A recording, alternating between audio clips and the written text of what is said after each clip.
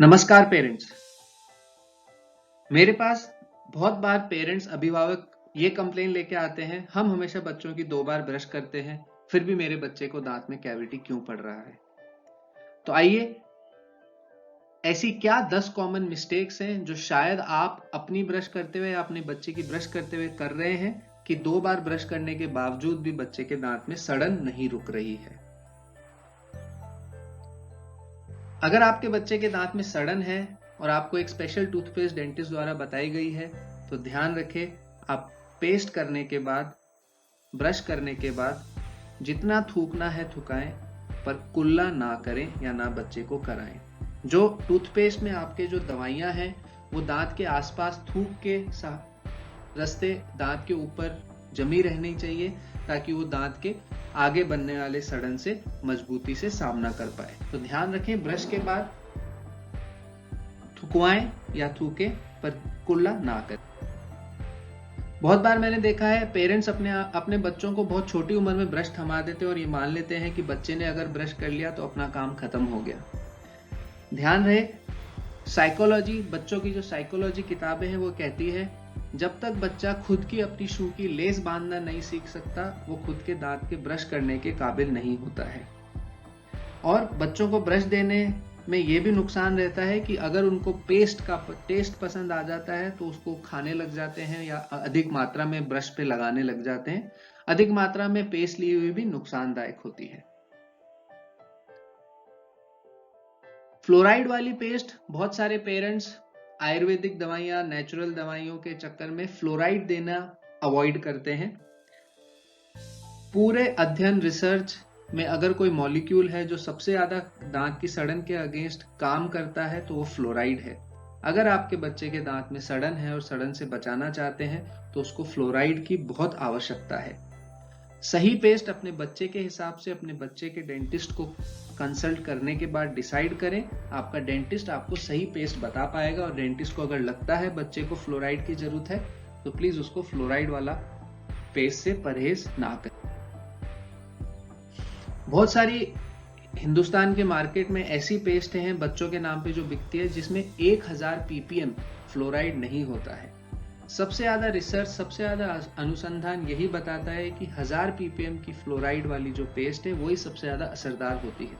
पर मार्केट में 1000 ppm से कम वाली फ्लोराइड वाली पेस्टें भी उपलब्ध हैं जो कि बच्चों की पैकिंग में आती हैं। पर अगर आपका बच्चा दांत की सड़न करने में एक हाई रिस्क पेशेंट है तो उसको एक 1000 ppm के फ्लोराइड की पेस्ट की सख्त जरूरत है। और ध्यान रहे, जैसे ही बच्चे का पहला दांत उग जाए उसकी ब्रश करना स्टार्ट। मैं पिछले 10 साल से सिर्फ दूध के दांत का काम कर रहा हूं और यकीन मानिए मेरे यहाँ पे 2/3 काम दांतों के बीच में खाना जो फंस जाता है, जहां ऑब्वियसली ब्रश नहीं पहुंचता है, वहां जो कीड़ा सड़न लगता है उसकी वजह से होता है। ब्रश जो है वो सिर्फ दांत का 2/3 हिस्सा साफ कर पाता है, पर जो 2 दांतों के सरफेस के बीच में जो खाना जाके फंसेगा उसको फ्लॉस या फिर धागे के सहारे से ही साफ किया जा सकता है। जिस तरह से ये आप लाल गोल चक्कर में देखेंगे, ये दांत का कीड़ा है, दांत के बीच में बना है। और ये जब छोटी स्टेज में होता है तो आंखों को दिखता ही नहीं है क्योंकि दांत के बीच में होता है। और फाइनली जब ये दर्द सूजन करता है तो कई बार इतना बड़ा हो जाता है कि सिर्फ दांत निकालने के अलावा चारा नहीं बचता। तो ध्यान रखिए, ब्रश के साथ साथ फ्लॉस भी करना होता है। दांतों को सिर्फ मीठा खाद्य पदार्थ ही नुकसान नहीं पहुंचाता है, अगर वो एसिडिक है, पीएच बहुत कम है, तो वो भी दांतों को नुकसान पहुंचाता है। जिन बच्चों को ज्यादा कैविटी है उनको ज्यादा एसिडिक ड्रिंक्स मना करी जाती हैं। जैसे ही आप कोई एसिडिक ड्रिंक जैसे pineapple juice, orange juice, Cola drinks, energy drinks लेते हैं, वो दांत का जो टॉप लेयर है इनेमल, उसको पोरस बना देता है। तो हमेशा ये कहा जाता है किसी भी एनर्जी ड्रिंक के आपको ब्रश नहीं करना है। दूसरा इंपॉर्टेंट पॉइंट, कितना पेस्ट लेना चाहिए। बहुत सारे विज्ञापनों में ऐसा दिखाया जाता है कि पूरी ब्रश के जितना लंबी ब्रश है उतना लंबा पेस्ट ले लेते हैं, जो कि गलत है। ध्यान रहे, अगर बच्चे की उम्र 3 साल से कम है तो आपको सिर्फ चावल के दाने जितना पेस्ट लेना है, और अगर बच्चे की उम्र 3 साल से ज्यादा है तो एक मटर के दाने जितना पेस्ट लेना है। टूथपेस्ट एक दवाई है जिसको दवाई की तरह ही सही मात्रा में सही दवाई सही तरीके से लेनी चाहिए। बहुत जरूरी बात, कई बार पेरेंट्स ये सोचते हैं मेरा बच्चा बहुत छोटा है तो इसको सॉफ्ट ब्रश की जरूरत है ताकि इसके कमजोर मसूड़ों और दांतों पे खरोंच ना पहुंचे।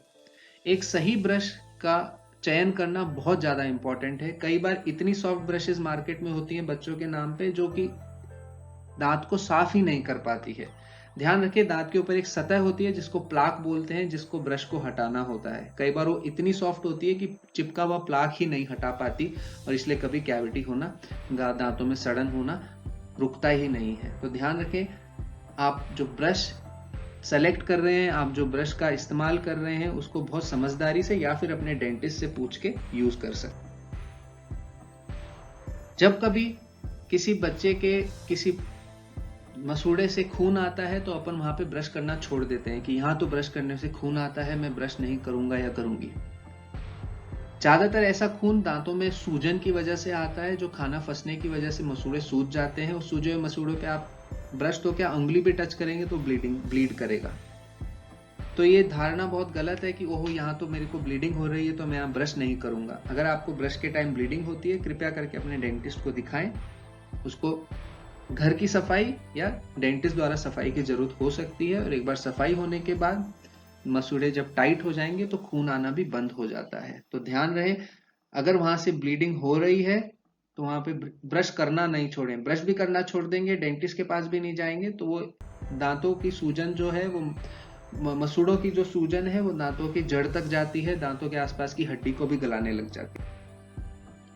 लास्ट गलती जो बहुत जरूरी है, बहुत सारे पेरेंट्स को लगता है सर मेरे बच्चे के लिए अच्छा सा पेस्ट लिख दीजिए। 10 साल के दूध के दांतों की डेंटिस्ट्री के बाद मेरा यह अनुभव कहता है कि पेस्ट कौन सी यूज कर रहे हैं, हाँ जरूरी है, पर इतना जरूरी नहीं है कि आपको ब्रश कौन सी यूज कर रहे हैं और कैसे इस्तेमाल कर रहे हैं। ध्यान रहे, मैं फिर कहूंगा, कैविटी से बचना है तो आपको दांत के ऊपर चिपके हुए प्लाक को हटाना जरूरी है।